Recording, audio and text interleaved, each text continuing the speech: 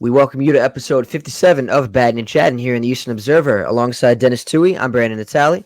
Before we get started, please hit that subscribe button on YouTube to be kept in on the loop on everything Eastern Observer and most importantly, Battin and Chattin. The show can be found on Apple Podcasts, iHeartRadio, Spotify, and wherever else podcasts can be found. Dennis, how you doing today? And it's fine. Thursday evening, and that's the time we're recording the show. My apologies. Continue. Kind of a mediocre day. I know you. They started me off to work keeps kicking me, man. I started off in a new department today. I don't think it's like a full-time thing. I don't even know where they're throwing me here anymore. I don't really care. And then sorry about that. I had to do a little burpee burp.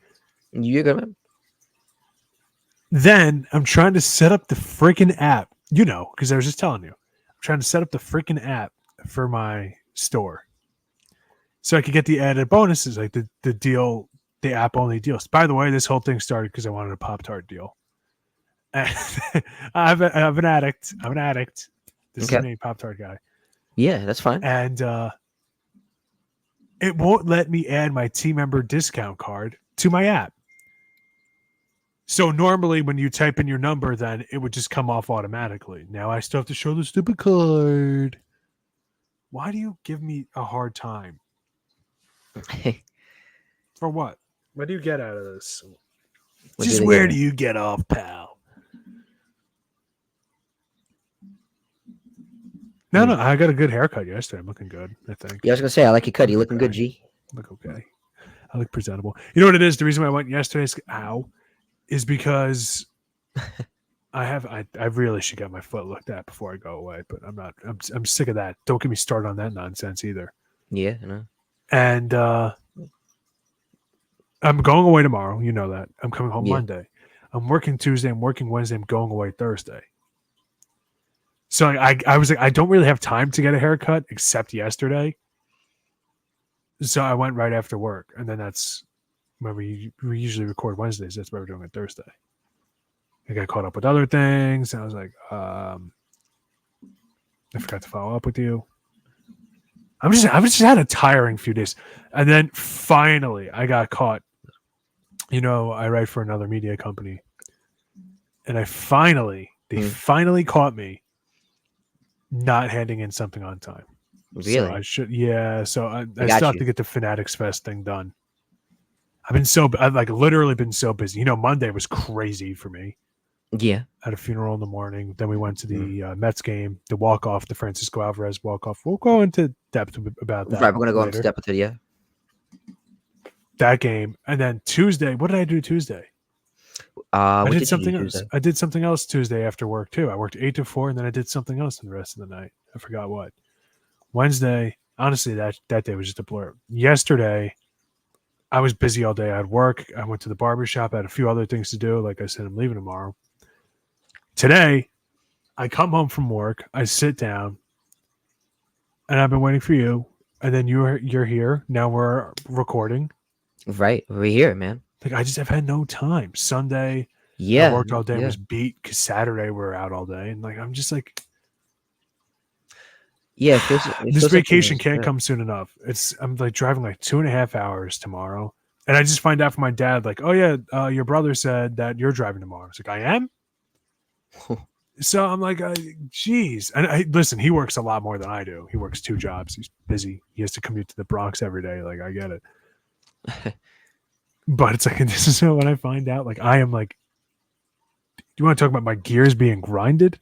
Yeah. Ugh. Yeah, no. And then when I come back, literally, I come back Monday. I have to go to the college and record my show Monday night because I'm going to be then. I would have missed 3 weeks in a row, and I don't want to do that.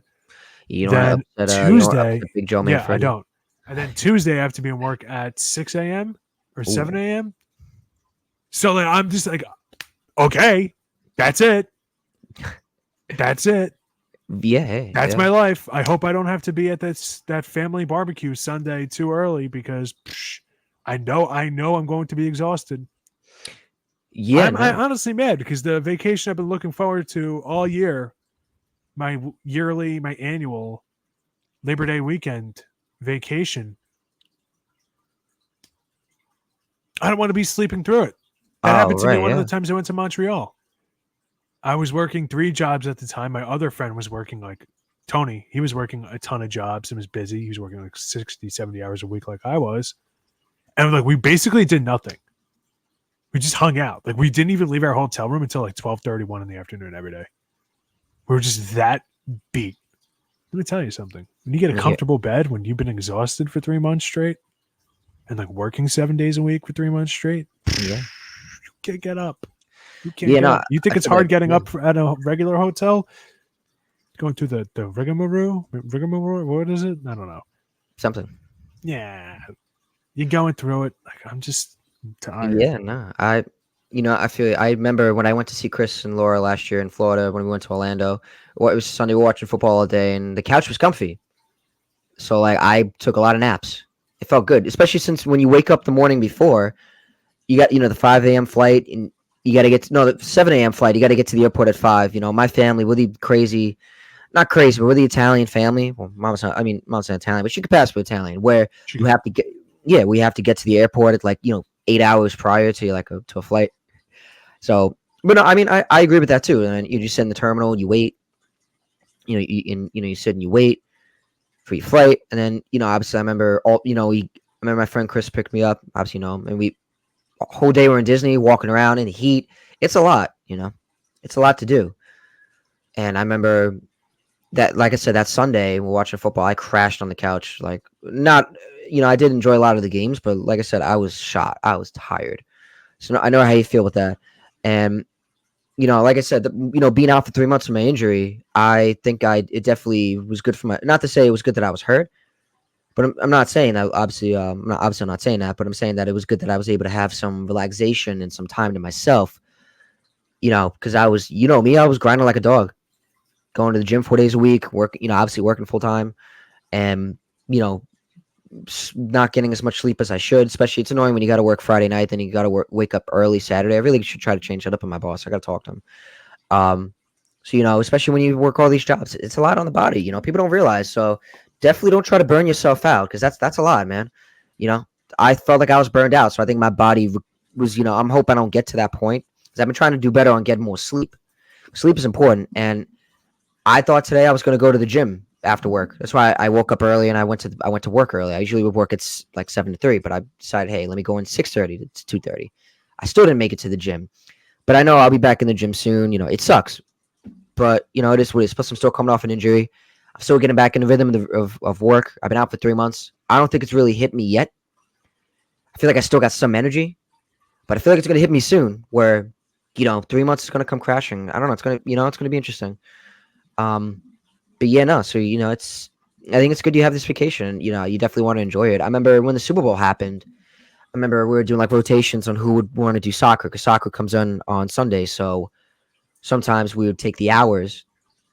Like I had like 10 hours worth of overtime for like cleaning up after soccer. But I want to do it on Super Bowl Sunday. Why? Because I wanted to enjoy it. I don't want to sit on the couch sleeping the whole time. Super Bowl's like a holiday to me. You want me to be asleep for it? Really? So I get what So yeah, definitely when you go on vacation, you want to be able to enjoy it. So like I said, I think it's good to be busy. Being out made me realize that I like being busy. You can relax, but only to an extent. To an extent. Sometimes it gets you get bored, and boredom can kill a person. It's not fun. But but like I said, don't get hurt. Like I said, I definitely hope you enjoy your vacation. I definitely think you definitely deserve it, man. Yeah. And then the day after I come back, so I don't know if I'm leaving Labor Day or the day after Labor Day yet. But then regardless, I'm going to be working the next day I come back. So I might give up a shift or call out or something just so I could have like a day off to just relax. Yeah, you definitely, man. Before I go back. 100%. Because that one Friday I have off, I just looked at my schedule. That one Friday I have off the week of Labor Day, that's going to be doing a lot of work. That's like my only day. It's weird. It's like, because my vacation, like I know when you're on vacation, it's like you're on a totally different wavelength. You stay up later, you go to bed. You know what I'm saying? I know what you're saying. Like you get after it more. That there's times that you come back from a vacation refreshed, but also like tired. Yeah. because like you're on a totally different. You got to like kind of readjust, Yeah. especially when you're us young guys in your early 20s getting after it. Yeah, Huh? man. No. My coworker said it to me today that he still feels tired after being a week off, like he's getting back into it. Yeah. I feel I mean, I feel tired. I do feel tired, but I also feel, I guess, more motivation because, like, I don't know. Like this morning, I had my alarm went off, and I said to myself, like, I got myself up because I wanted to achieve some goals, like go to the gym, but I couldn't. I had some business that I had some errands that I had to run, so I couldn't miss that. And then I said, I obviously had the podcast, and then before I came on, the reason why I said like give me 5 minutes, I actually went to Main Street Farmingdale and back in the span of 15 minutes because I had to drop off something for my dad. He's playing tonight and let the live at 5. So after this, I'm gonna go straight over there. What was I gonna say? But that's why but like I said, so you know I worked out plenty over the past 4 years. So like I said, I think it's good my body's getting some rest. But like I said, life gets in the way. So you gotta sometimes when I get back more on my regular schedule, I think I'll have more of a better routine. Yeah. But yeah, hey, it is what it is. But is there anything else you want to rant off about before we get into baseball? I wouldn't mind my job giving me consistent hours. And what I mean by that is I don't like working 8 to 4, 10 to 6, then 8 to 4. Give me 8 to 4, 10 to 6, 10 to 6, or 10 to 6, 8 to 4, 8 to 4. I don't know why that 2 hours it's like makes it so, dude. Like I don't know, man. It kills me for some reason. Yeah, no, I feel the same way. I hate that seesaw crap. So what is it? What is it? It's like 8 to 4, and then 8 to 4 Tuesday, 10 to 6 yesterday, 8 to 4 today. Like getting up in the morning is so hard. It's like I don't want to go to work. I feel like I just left. no, it definitely takes a toll on the body, which is crazy because it's 8 a.m. and 10 a.m. Like I would get it if I was working till 11 and getting up for a 10 a.m. shift, but I'm not. Why is that? I don't know. Whatever. Baseball. So, what do we want to start with? Fanatics Fest, Francisco Alvarez game, Aaron Judge, killer. Judge, yeah, 48 home. Cervantes getting fired. Mariners, what are you doing? Somebody's getting fired. Yeah. A lot going on. I hope someone got their reference.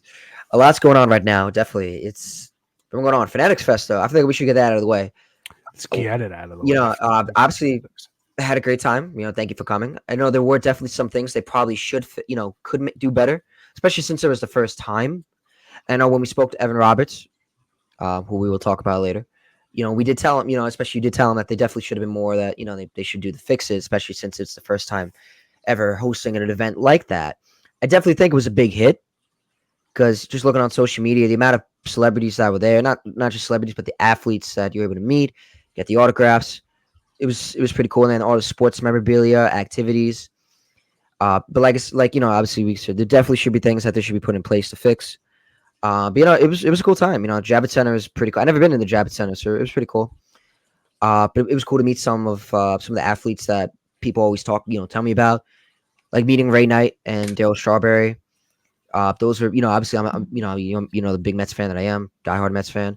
It was pretty cool to meet, famous Mets icons that I always see highlights of, and people always talk about. And it was cool to talk to them. I remember talking to Ray Knight, asked him about Game 6. It was, he said it was fantastic, something like that. It was pretty cool. And I think he wanted to talk to me more, but I kept walking away because they're busy and there's a lot of people waiting, so you don't want to keep people waiting. Darryl Strawberry was really cool. Shook his hand. I think I saw his ring, so I was like, "Oh shit, that's really cool." He was really cool. Vinny Testaverde was pretty cool. I got to talk to him for a little bit, and I saw Anthony Recker, which we saw, but my hands were full of chili, so I couldn't shake his hand. So I gave him an elbow. I said to him, I said, "I would shake your hand, but my hands are full of chili." And he's like, "Hey man," he's like, "Thanks man, I appreciate it," and it was cool. What else? What else? If Ray Knight wanted to talk to you more, what you should have done. Hindsight being 2020. He should have said to Ray Knight, "Listen, I have a baseball show. If I wanted to interview you, who do I contact?" Very true. Very true. Also, you know what? I say that to you. If it was me, I would have just been, hi, Ray Knight. I'm a big fan. Wait, can you sign my baseball? Actually, knowing me, I'd ask him to sign a basketball. We'll get to that.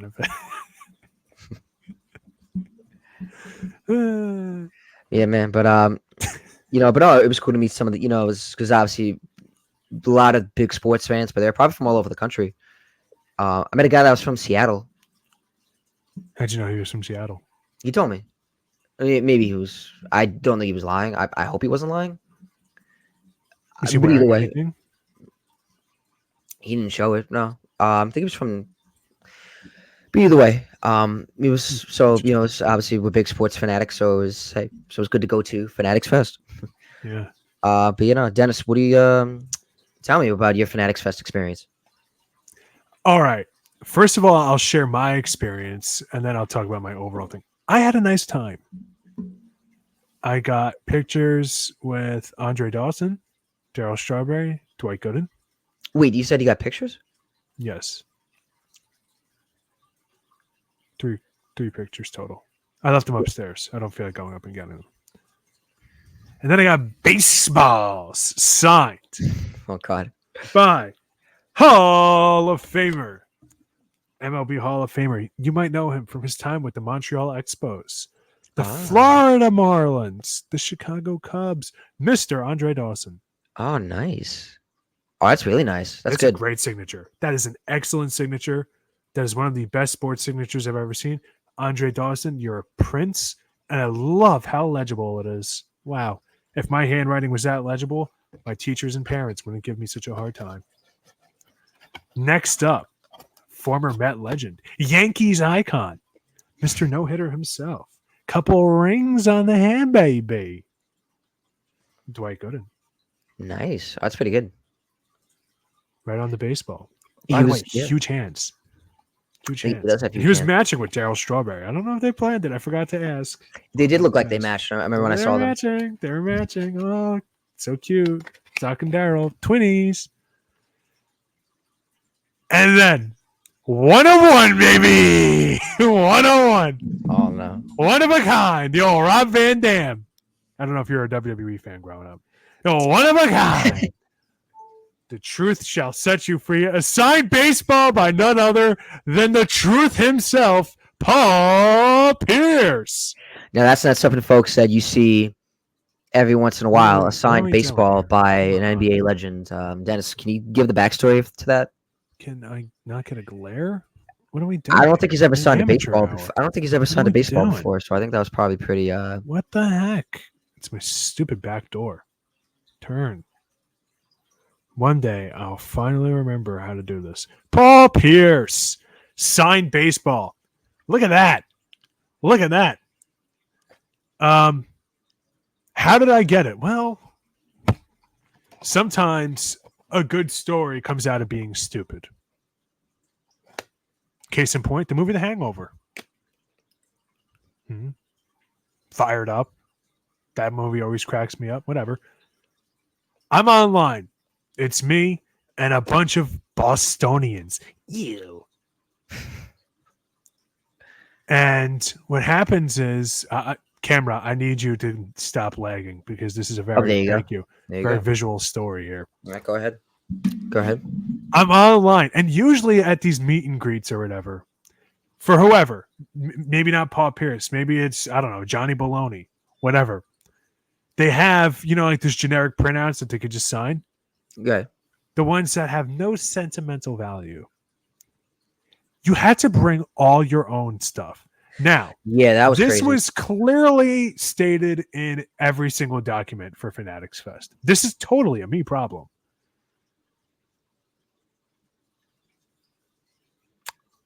I didn't have anything with me. Neither did I. All I had was a bag with not one, but 2 baseballs in it. Because I wanted Andre Dawson to sign a baseball for me. Thank you, Hawk. And I wanted Doc and Darryl to sign a baseball for me. Cheesy, I know. But cool, nonetheless. Yeah. Pizza's cheesy, and that's really good. So I had nothing with me. I'm thinking, is it weird to ask Paul Pierce to sign my phone case? Yeah. Is it weird for him to sign my glasses case? Yeah. Wallet? Like, what do I have? My shoes? What? These aren't Paul Pierce shoes. These are skateboard sneakers. Then it hit me. The baseball. Now, what I really could have done was I probably could have just asked the guys I was with online, like, hey, can I go over to where they sell the printouts and just get a picture and come back? And they're all the guys by me are like, we're all pretty cool. They probably would have said yes. But did I want to take that risk? No. No. So I was like, all right, baseball it is. So I get up. It's the moment of truth, pun intended, with ideas like that. Why is he here? The moment of truth. And it's Mr. Pierce himself. Mr. Truth. The actual Paul Pierce. The actual Paul Pierce. Nice guy. I go over to him and I said, hey, man, I didn't have anything else. Can you sign my baseball? And then it's the look. I put the baseball away. Hold on a minute. I wish I was there. I wish I was there for this. I wish I was there for that. Then you would see how accurate this really was. The baseball once again. Like I said, I don't think he's ever signed a baseball before, so I don't think he would have known how to. Yeah. Here, use this. That's what the guy said. Is this going to work? All right. That's what he said. I told him something. Hey, thanks, man. Take it easy. All right, bye.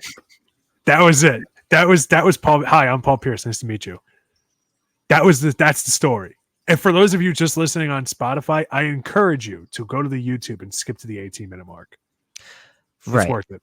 It's definitely worth it. I love the story. I gotta clap it up. It was the most secondhand embarrassment moment of my life. And then that's not true. That's not true. I've been in far more embarrassing situations. Just a few weeks ago, I was in a much more embarrassing situation. Then there's also a lot more in between there. The Paul Pierce story is funny. It's embarrassing funny. I've been in a lot of other situations where it's just embarrassing. I've been there too. Yeah. Yeah. There's one in particular that's super embarrassing. I was in middle school and I got caught checking out a girl in my class. Ooh. Not fun. Now, I leave the Paul Pierce line. I'm like, I can't believe I got Paul Pierce's signature. Made myself look like a complete moron while doing it. But hey, it builds character, right? There you go. That's something. I see the John Boy Media booth. I see one of the guys from John Boy Media. I'm like, hey, man, like if I'm like trying to be a content creator, obviously, if you guys didn't know that while you're listening or watching, how do I apply to you? And I start talking to the guy, whatever. Cool. I turn around and there's the man himself, Mr. John, Mr. Boy, and Jimmy O'Brien. I'm like, oh, this is awesome. So I start talking to him for a little bit. And the whole interaction, I kind of just completely fanboyed over him. Right. Because he was such a regular, approachable guy. I've never really met somebody famous. Just happened, just happened to meet somebody famous. I know it's like, well, he was there already and whatnot. And I was advertised that John Boy Media would be there. But I waited in line for Paul Pierce. I waited in line for, whatever. Right. I didn't just turn around and see somebody. You know what I'm saying? Yeah. So I was completely caught off guard. The whole thing was kind of awkward. And I was like, wow, this is horrible. This is I feel like Bucky McBad from Fairly Odd Parents, the guy with the bag over his head, Chester's dad. So that's what I want to be right now. And then I found you and our buddy Cooper, and I just explained the story to you guys, and you couldn't stop laughing. You couldn't stop laughing. You still can't stop laughing. I couldn't know when you told. How could you not? Are you kidding me? I told the story to my dad. My dad is not a basketball fan.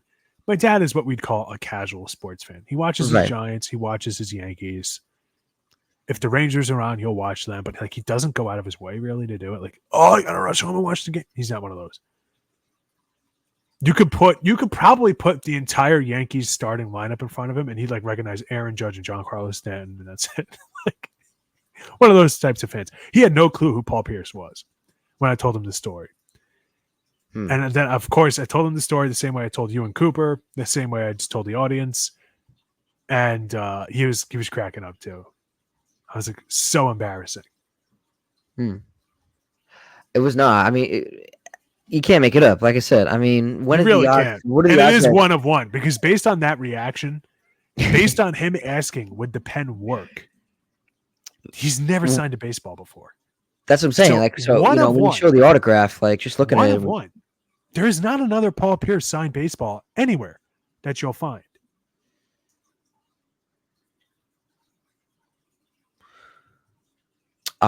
this you definitely not. It's incredible. What a story, I think. No, I love the story, man. No, it was great, man. I definitely loved it. I wish I was there for it. I would have gotten a Paul Pierce. I don't know. Honestly, I don't know what I would have gotten from him. Honestly, so it kind of. He's also decently. I was furious that. Oh, okay. Next time if we go, which I would love to again. Like I said, hopefully it gets more organized. What am I gonna say? Definitely would go to like Modell's or Sports Authority instead of buying a baseball for $20. You buy it for like maybe $9.99, maybe, or like the ideal would be like $6.99. You wish, but then you'll probably be like $9.99. That's what I look up. Just a regular Major League Baseball. I hear that. Jesus, were they expensive, man? $30 for a. I would have saved money. I came in with a budget, but luckily I still spent a decent amount because with the train and then it's expensive. It's like so for everybody that wants to go to Fanatics Fest, we're not getting sponsored by them, but just if you guys want to go next year, definitely make sure you have a budget and you bring that too, and and you make sure you bring stuff just for them to sign because or else they're not going to sign your hand. What are they going to like? They're not going to sign your forearm. Unless you want to spend the money at the superstore. I'm glad they had that though. That's what I was thankful that they had something for us to do that. Or else, I would have been furious because I wasn't going to do the Dale Strawberry, but you said you were doing it, so it was just like a throw on. I was like, all right, it was still a little decent expensive, but it wasn't bad where I couldn't, it wasn't something that wasn't doable. Barry Sanders and Jerry Rice, those weren't doable. Maybe next year, maybe. But it's still expensive. I couldn't, that's why I had players like Vinny Testaverde or Rudy. Vinny was like maybe $74, and then Ray Knight and Rudy were both like $31. You can't beat that. You kidding me? I definitely enjoyed meeting the Rudy Rudiker, the actual real Rudy. I got to FaceTime my dad. My dad got to see him, and he talked to my dad for a little bit. He was a really good guy. I told him, I said, I played, my varsity football in high school. I said, thank you for, you're one of my inspirations of getting me through. Just watching on the movie and knowing your story. Just so, thank you. And he was a great guy. Right now it was cool. And so was Daryl Sharp. Let me show the balls quick. Let me show that. Of course. Let me show the Rudy one first. And they told me, the people, that like it's better to get it in silver.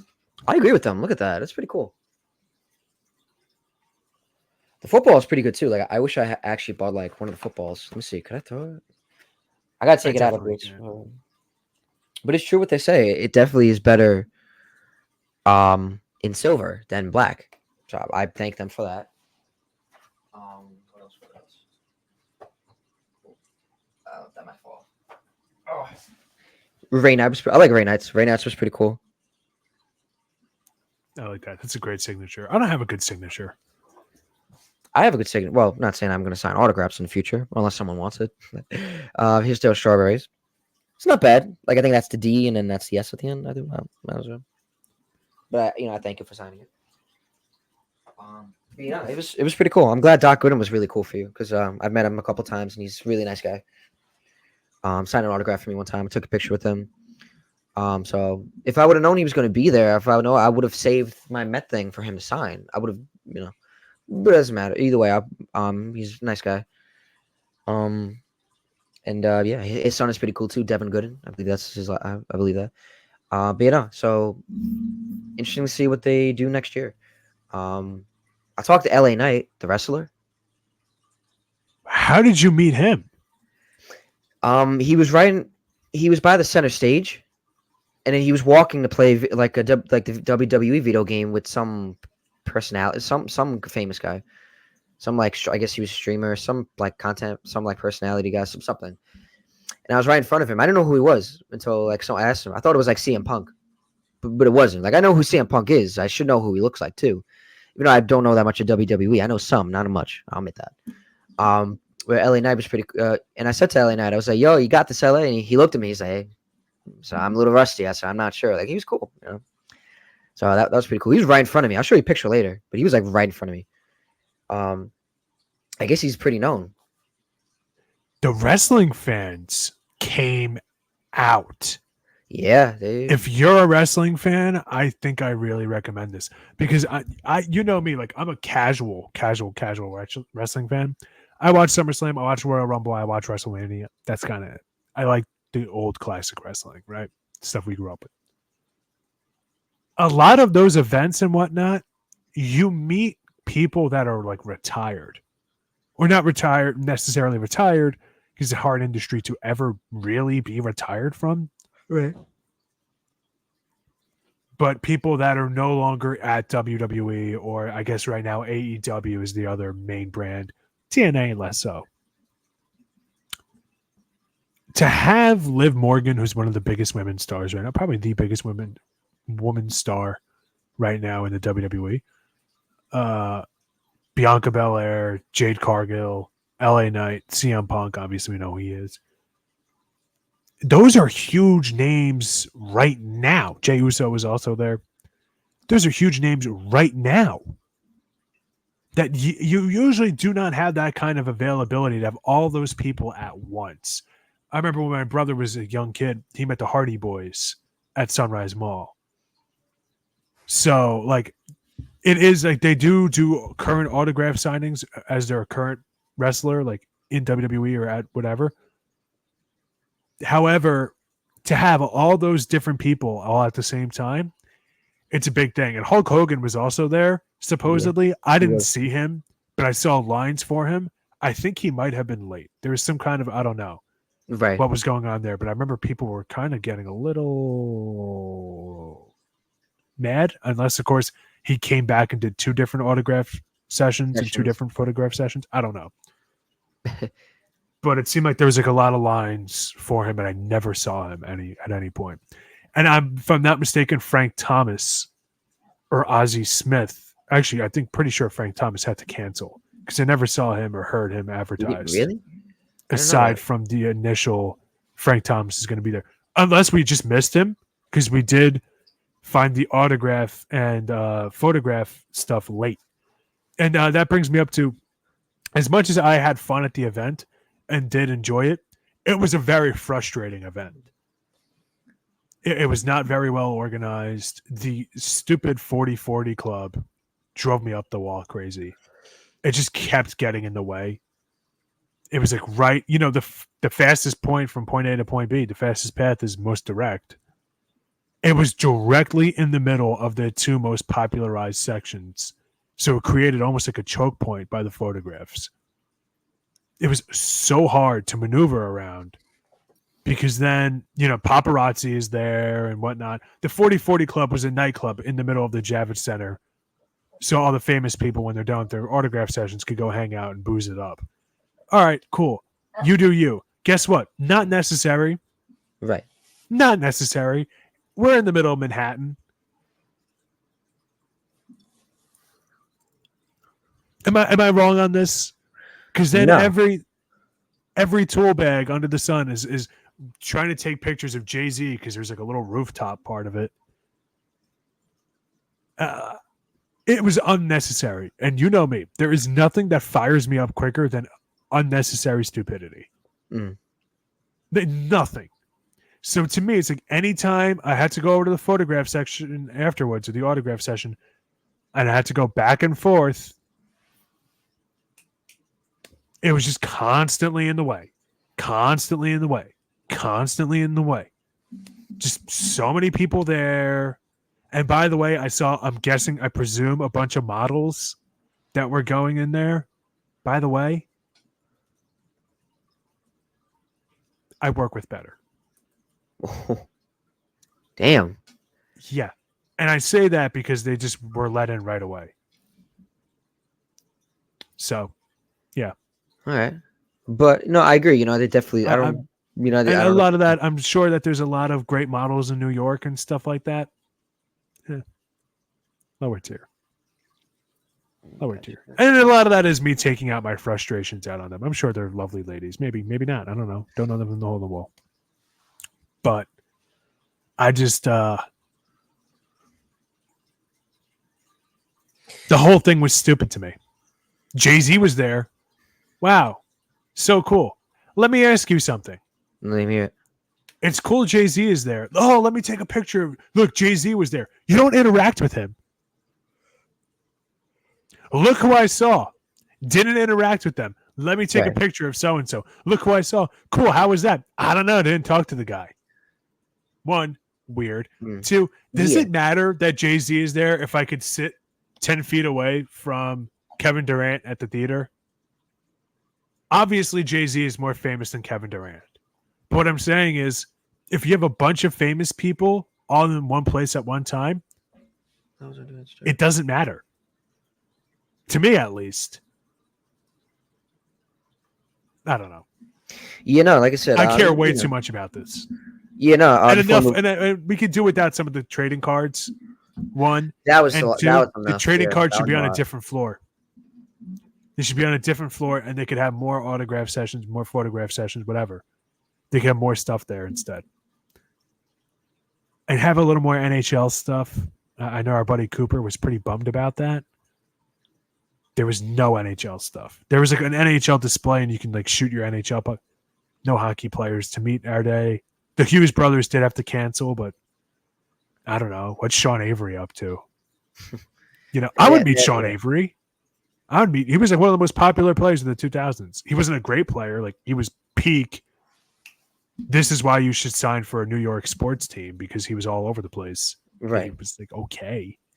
He was good, but he wasn't great. Nobody's going to say Sean Avery for Hall of Fame, but he was all over the place in the media. Right. What I'm going to say, like I said, no, yeah, I mean, it's cool to, meet, but like, just remember, like these, and like I said, I remember one person told me one time. Sorry. We got to remember the athletes and celebrities, they're just normal people as well. They're just like us. Yeah. Yeah. So the people shouldn't be like weird or like around that. You know what I mean? Like there was a person with LA Knight. Someone was like shoving right past me. It was like rude because it's like, dude, like he's like, oh, I gotta like, all right, but like I'm right. Like it's like trying to like get in my way, get in my personal space. Like I mean, granted, everyone's all up in each other. Like not in a weird tight. way. It was tight. Everything was tight. But like this person was literally like shoving into me, trying to like, get a video or photo or like photo with him. Like dude, get and I don't want to curse, but like get the heck away from me. It was just but she was just rude about it, like shoving into me, trying to like cut me, like like that grinds my gears. And eventually, like, it was cool. Eventually, I walked away because, like, all right, cool. So, LA Night, I'm gonna walk away. But like, you know what I mean? That's what grinds my gears, because that's just, remember these people are just like, they're average people too. So like I said, I would say, and that's it. Not to put too much, not to be too in depth with my religion.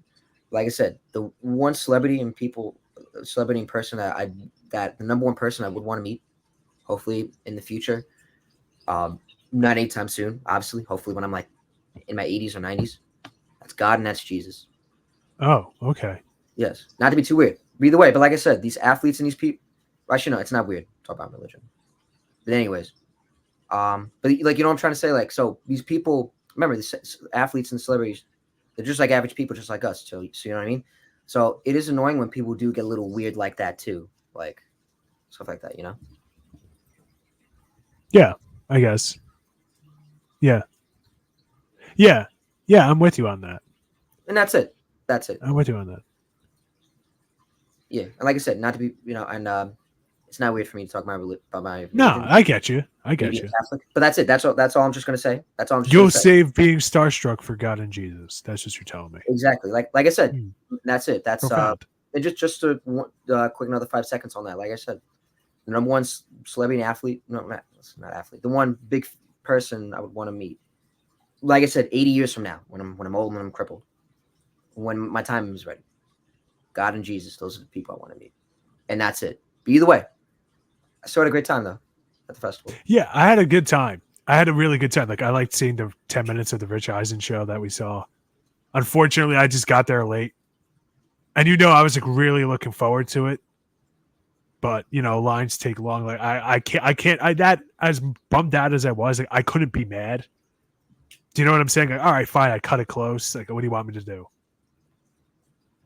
I kind of overbooked myself. All right, that happens. Whatever. I've never been to an event like this. I'll learn. Hello, Sadie Grace. How are you? Oh yeah, Sadie Grace. Our Sadie Grace instead of our saving grace. No, okay. But anyway, but I liked it. Yeah, no, I had a good time. But in other news, the Seattle Mariners, they made some news today as they fired Scott Zavires, and he's now being replaced by. I forgot who the man. It literally happened right before I left work, so I didn't check out who it was. He's replaced by Dan Wilson. Okay, I'll take your word for it. So who's he? Like a current bench coach or something like that? Look more. He is. They replaced him with former catcher and team Hall of Famer Dan Wilson, so he's familiar with the franchise. Yeah, but what was he doing for the team now? It doesn't say, but they also, this article by Ryan Davis of the Seattle Times also mentions that Edgar Martinez is also expected to join the coaching staff for the remainder of the season, and they said they're going to hold a press conference on that. So, this kind of sucks for the Mariners because I know last year they're fighting for first place. Why do they make a move for this right now? It kind of shocks me a little bit, but obviously there's more to it. Dennis, can you tell me why? They've sucked. That's it. People will point to, but look at them in the standings. That's not a compliment. They should be boat racing that division. You could argue they've been the most disappointing team in baseball this year because they've been relatively healthy. Julio Rodriguez has been way below what they expected. He's gotten better as of late, but way below what they expected. And the Astros had no pitching staff. They had countless injuries. Lance McCullers, who knows if he's ever going to pitch again at this point. Setback after setback. Verlander just started pitching like a couple of weeks ago, right? They have Ronel Blanco. He's had like good games. He had the near no hitters, things like that. Good, but that's your rotations, Ronel Blanco, and now Yusei Kikuchi, who's been very good since getting traded, making me want to eat my words. Whatever, good for him. I don't know. That lineup has just never been able to produce. That's the problem. Like, it's great. Cal Raleigh can go on heaters. I respect it. Awesome. What else are you doing for me? Yeah, it's like the Yankees lineup if you took away Aaron Judge. Sure, you're going to have weeks where you look good. Sure, you're going to have weeks where your pitching gets you wins. There's going to be times that, all right, maybe if we win a 1-0, dog day game, a win is a win. I get all that. The problem is when you don't have an Aaron Judge or Mike Trout or Bryce Harper, a kind of carrier, those wins become fewer and far in between, and other teams that have more talent than you or more consistent talent than you catch up. And that's what the Astros did. They have no business. The Astros have no business making it this close. They don't. We were talking about them earlier this year. Seattle was up by double digits at one point.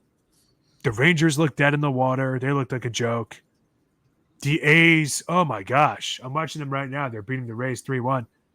You want to talk about getting put through the ringer. They don't even know if they're going to have a team. I still don't know where they're playing next year. Sacramento? Is the Vegas thing even happening at this point? We don't know. Everybody keeps saying it is. It's like, yeah, but is it in writing? Yeah, but it'll happen. Sure. I guess. Maybe. I don't know. You tell me. And what's the other team in that division? The Angels. Oh, yeah, the Angels. All right, yeah. Now without Ohtani, their pitching staff is still just okay. And they're the most injury-prone player in the sport. Great. Nice. Thank you. How do you not win that division? And by the way, I'm not trying to kick the Seattle fans while they're down. I've been saying the same thing about the Cardinals. How the hell are the Brewers winning that division? Now I know I'm picking a bad time to make that argument. Nolan Arenado hit a walk-off grand slam last night off of Devin Williams. Or not Devin Williams, the guy who came in for him, because Devin Williams kind of crapped the bed. But, I mean, I guess you kind of have to fire him just to send a message to the team of, you guys did this. Yeah. It's the old Sean Elliott, Bruce Bowen, Greg Popovich move. You need guys on the team that can call a team meeting and say, "Hey, we just cost the guy his job because we suck." Yeah. There's no reason that this team should be as bad as they've been. None. What injuries have they had that a team like the Astros haven't? Making me defend the Astros. Sadie dog, relax. You're making me defend the Astros. And Sadie even agrees. Yeah. She said the Astros. She's like, I can't believe they're making him defend the Astros. That's horrible. Get the asterisks off my microphone. Yeah, but no, I definitely agree. I mean, I know they destroyed the Mets in the series. So, like you said, I guess the message had to be done. The message had to be sent to the team. I mean, because jobs are on the line, and essentially, that's essentially what happened. His job was costed, and there's nothing they can do about it. Well, there is something they can do about it. Start winning. Start playing to the MLB level that they are. So, like I said, it sucks. Julio Rodriguez was talked about for a long time, and I guess this season, Sadie, dude, this hasn't been producing as much as he should. They would be fifth. They're second in the AL West. They would be fifth in the AL East. The Astros took back over, right? Yeah, they would be fifth in the American League East. The Mariners. Right, Sadie? That is crazy to me. She agrees. That is, people keep saying, yeah, but look at the pitching staff. They're that good? That's great. That's awesome, man. That's awesome. All I keep hearing about is how good their pitching staff is. Their 500 team. Nice. Thank you. Tampa is better than them this year. That's just beyond me. The New York Mets are better than the Mariners this year, just by record. They'd be second in the NL Central. They would be fifth in the NL West as well, behind the Giants by a game. I don't know. They're a 12, according to ESPN.com, 12.8% chance to make the playoffs. With all the teams ahead of them, I mean, they could still win their division, but like I said, not for nothing, man, but you're going to be winning your division and coming in as the dark horse in every single round you're in. Because, I mean, as much as I like to kind of dump on the Central teams and whatnot, the Royals, Twins, and Guardians are all way better.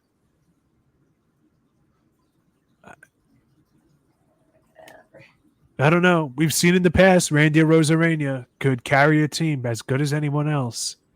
Can he do it now for the Mariners? I don't know. Is Cal Raleigh going to stay hot? I mean, is Julio Rodriguez, is he the generational talent everyone's pretending he is? I want them to do well because that fan base suffered for so long. But when you have Jerry Dipoto, their general manager, saying we're just trying to win. What was it? We're trying to be above 500 for the next 10 years. That's what he said in the offseason. Well, buddy, you're struggling to be 500 for the next 10 months.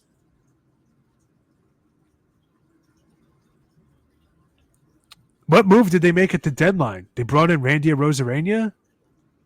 Who you guys know? You're not going to find a bigger Randy Arozarena fan than me. You're not. But the rest of that lineup sucks. I'm sorry. Who scares you?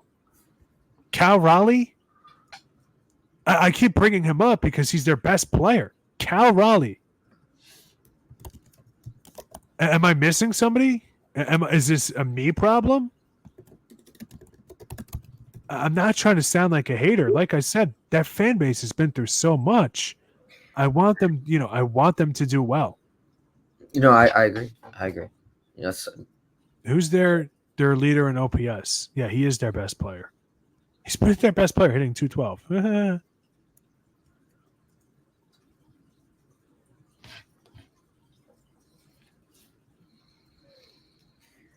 I'm gonna say, but I don't know, man.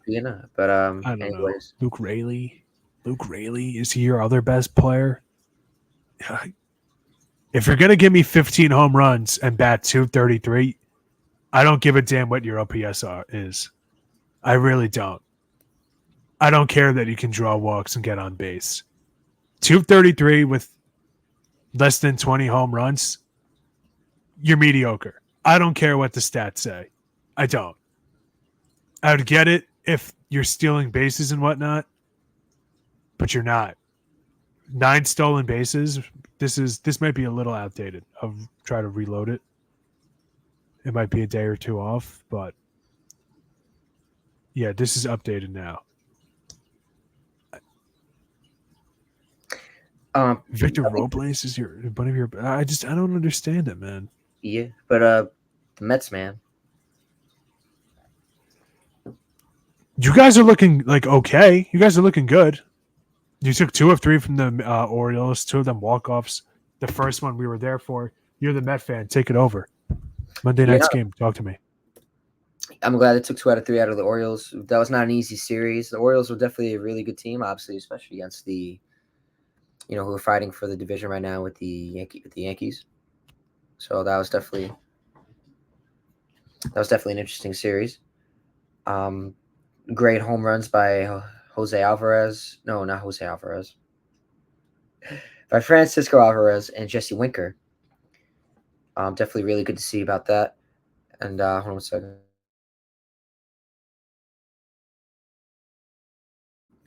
It's cool to see Jesse Winker and Francisco Alvarez win the game for the Mets. It was really good. And so I definitely great series by them. Hold on.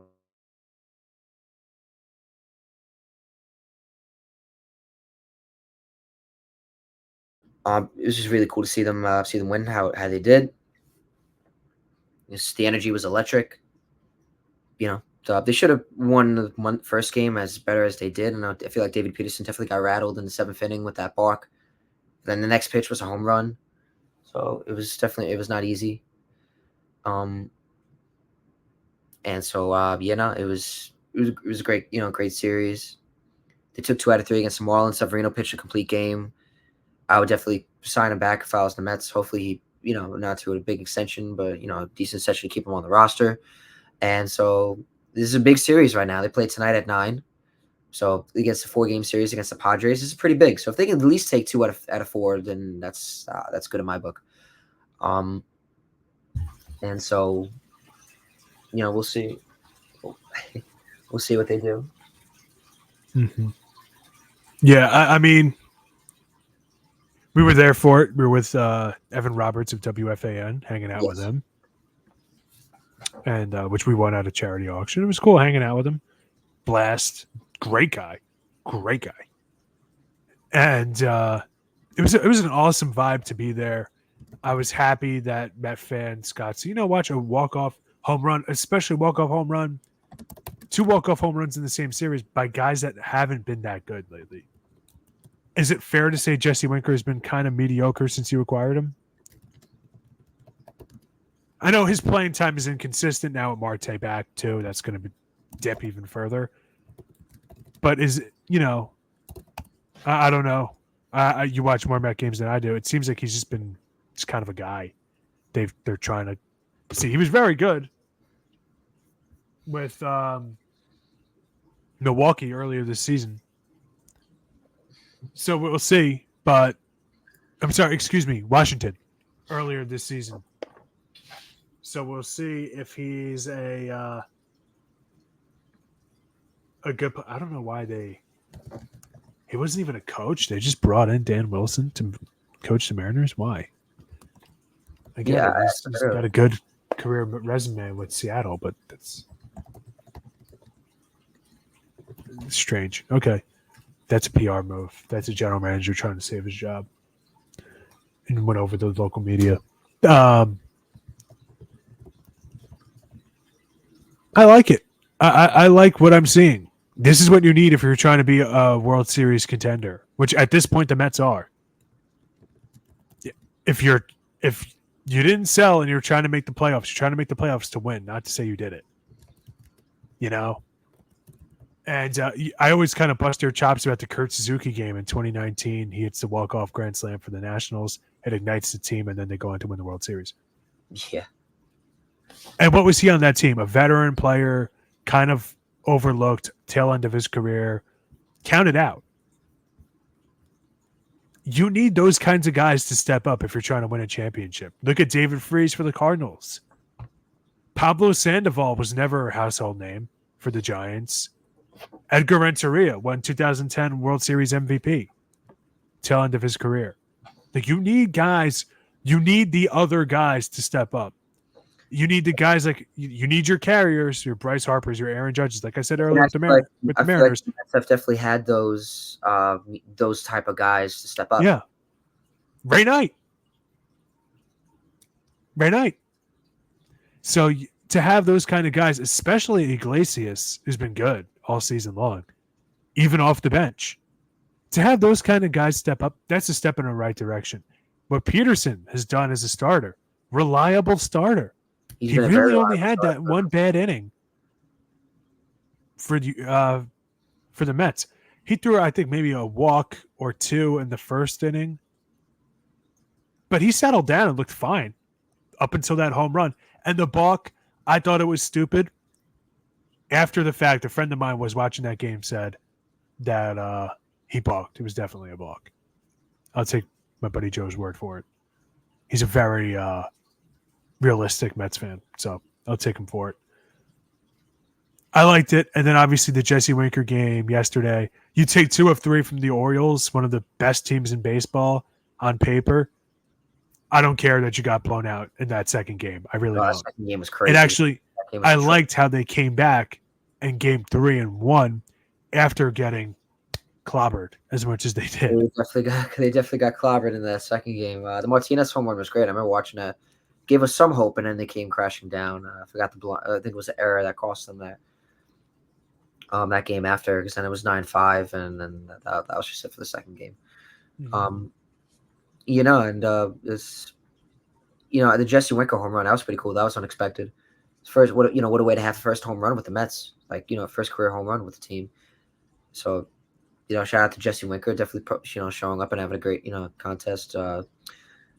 It was pretty cool, the Alvarez home run. From where we saw it, we knew it was gone, and then just seeing him stand there and, all the confidence. And my coworker said it to me today. You never seen a player throw his helmet and then do his home run trout. Jesse Winker. So these next games are big, though. That's all I got to say before we talk about the Yankees quick. These next games are big against Padres and the Diamondbacks. This is going to decide the Mets' playoff fate. This is going to decide their season. It's going to determine if we're going to see them in October baseball. And we'll see. I wouldn't be surprised if they lost the game against the White Sox, because it's a typical Met thing to do. You never know, but hopefully not.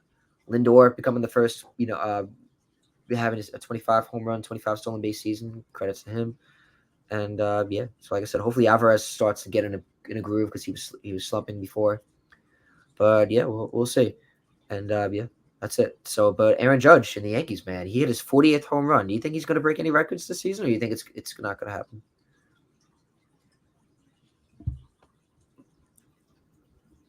What do you think? He has the lowest strikeout percentage of his career this season. He's on pace to hit over 60 again.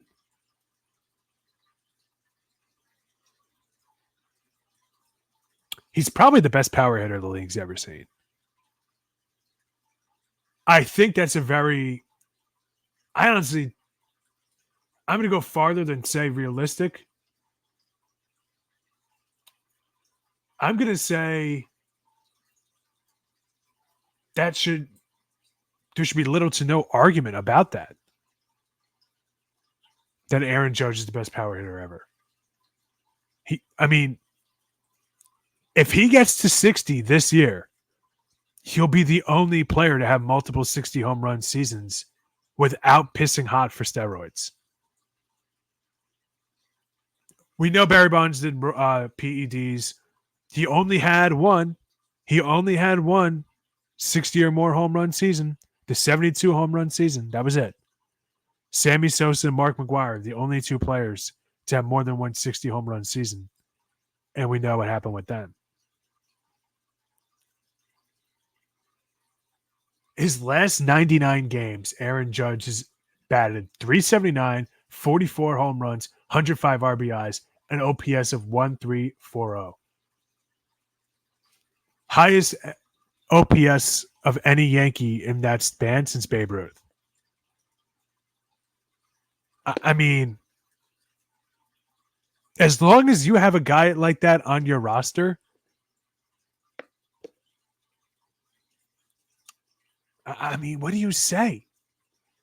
Soto now at 36 homers on the year. Stanton, even injured for much of the season, 21 on the year. If you have guys like that in your lineup and they have to pitch to Judge, dude, I mean, he's got, what, a month and a half to get to 60 again? 3 homers in 2 days? I mean, unbelievable.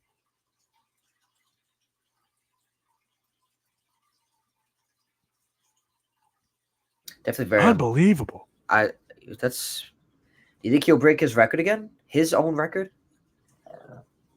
He needs 15? It's possible. 62? Sadie agrees. It's not going to be easy, but it's possible. And if he does that, dude, he might win the Triple Crown. Right now, he should be the unanimous American League MVP. People are saying what Bobby Witt's done for the shortstop position may never be done before and stuff like that. He might be the first player to 50-50. Dude, I mean, Aaron Judge started this year. Look at all the numbers Judge has had this year. He started the year off horribly. I don't know. I feel bad for him. And the reason why I say I feel bad for him is because the guys like Bonds, the guys like Sosa, the guys like McGwire that cheated before him ruined this story.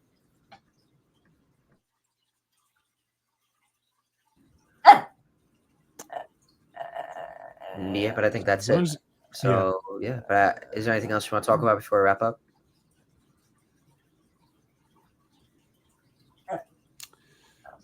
No, I really don't have anything. All right, I will continue longer, but I think it's that time to wrap up.